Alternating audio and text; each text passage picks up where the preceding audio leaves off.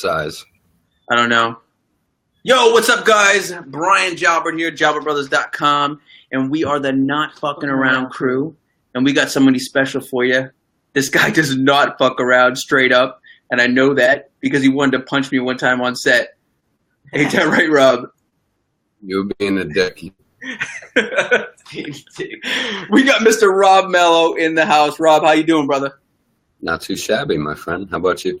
Doing good, man. I appreciate you coming on. No worries, brother. Of course. So let's start at the beginning, man. You're an actor, but you weren't always an actor. What was little Rob Mello like?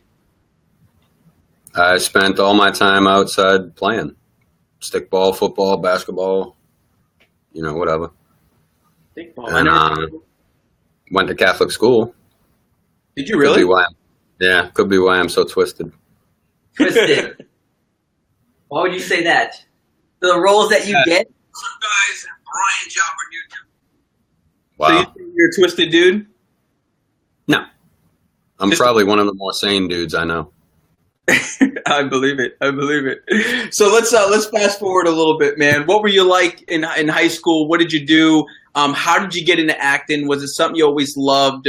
I know we talked a little bit before, but just tell me a little bit about that phase. Catholic school again. Mm-hmm. And I played football, basketball, volleyball. I got into a couple of plays. There was one in particular. It was a Woody Allen play, Don't Drink the Water.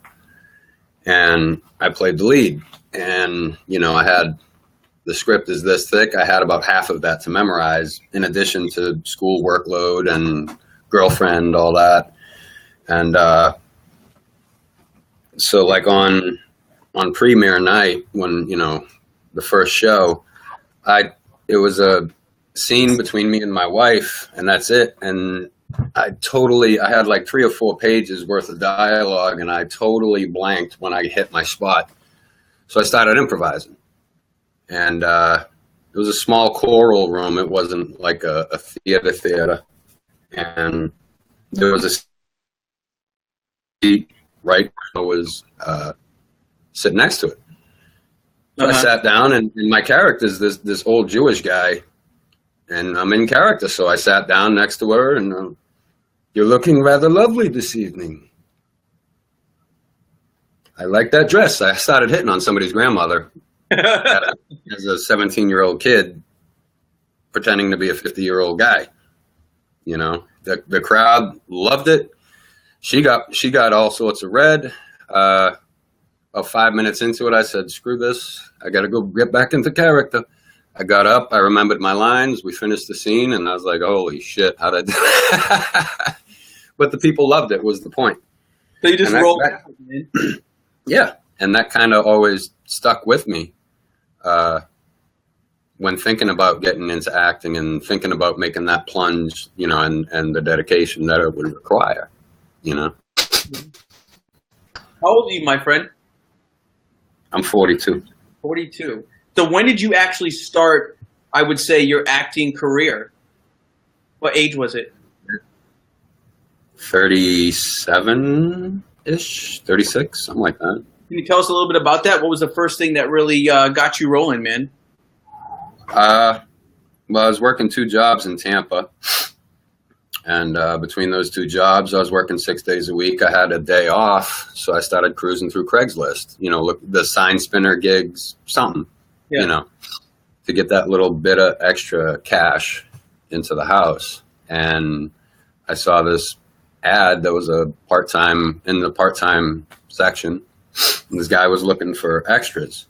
He's going to pay you $50 a day and feed you. I'm like, fuck yeah, free food. That's for me. Well, what's the language barrier here? You can say whatever you want, man. Anything. Okay. So I said, fuck it, let me try. Yeah. And I responded to his ad, and he's like, all right, man, send me, your IMDb, your demo reel, your resume, blah, blah, blah. I was like, I sent him my restaurant resume. I'm like, that's really the only resume I have, dude. Well, been in plays at all? I was like, yeah, high school, but that, you know, I don't know, does that count? He's like, fuck yeah. All right, man, just snap me a photo with your phone. And my wife did, and we sent it, and about 5 minutes later, he called me.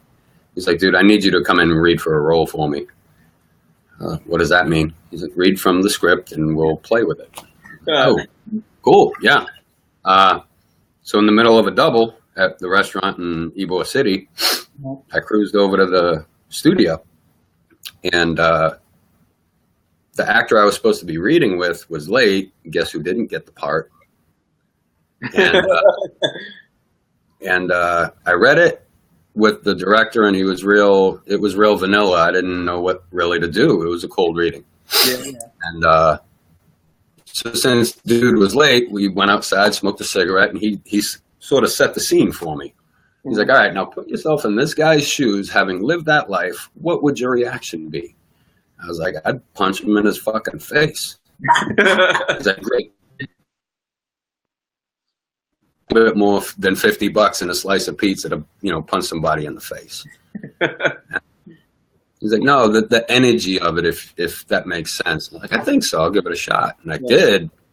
And, you know, he was a little loose with the script, so I was allowed my organic reactions. Yeah. And, you know, there was one particular line. I was like, you out of your fucking mind? And he jumps up. He's like, yes, yes. Let's shoot. So he didn't give me that part. He made up a part because he wanted me in it. Yeah. And, you know, in the little after show party, we're sitting around drinking a beer. And he's like, dude, you should really look into this, because I know what it's like to do work, and it sucks. And I still have the picture of the thermostat in the kitchen that I was at. Is 135 in the kitchen. $10 an hour. 12 hours a day, and you can't get anything wrong, or you get your ass chewed, and 135-degree environment. And I'm like, this is dead. That's a dead issue. Yeah. So I was just like, you know what?